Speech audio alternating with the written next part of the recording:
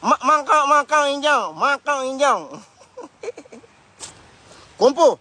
Gara-gara sibuk, jom basuh tangan dulu. Gara-gara sibuk tu minuman dia jalan sempoyongan. Obi anak muda sekarang, yang penting botol katanya. Kalau lagi kumpul, mesti ada botol. Tambah lagi. Molek lagu Fatin.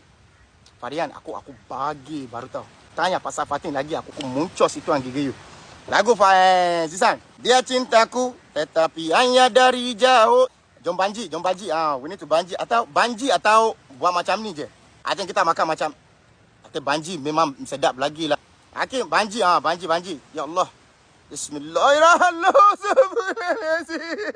Belum makan pun nampak sedap.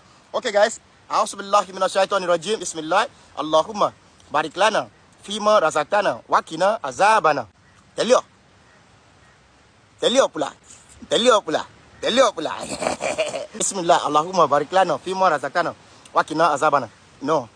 Okay, jom naik atas dulu. Dia belum apa. Teliok pula. Indian food ya. Ini Indian food lah. Boleh saja. Jom masuk. Berapa tu? Abang selalu mau makan, tapi let's get to at least 700k dulu. Let's get to 700 views dulu. 700 dulu. Ya Allah. Belum makan pun. Teliok pula. Rena, thank you yang bagi hadiah. 700. We get to 700 first. Then abang selalu take the first bite. Hamzar, terima kasih. Ya Allah. Teliok pula. Ya Allah. Teliok pula.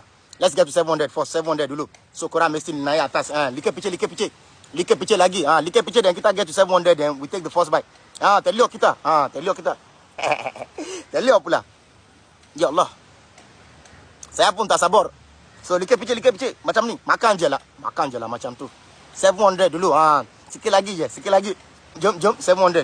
Ya Allah. Dekat. Capak lah. Lu nak marah tak ada masalah. Abang sadar sayang you. Lu marah, I love you. Makanlah oi. Mana boleh makan macam tu. 700 dulu. Mana lu share. Tap. Tu mau liket picit. Dah masuk 300k. I know lah. I don't argue with you. Tapi masuk 700 dulu. Jom makan. Kita dah masuk 700. You must tap.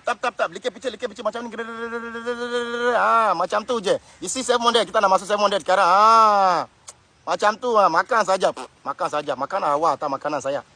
Makanan saya. Bukan makanan awak. Makanan saya. Ariza, thank you. Suka hati saya. Bila nak makan 700 dulu kita.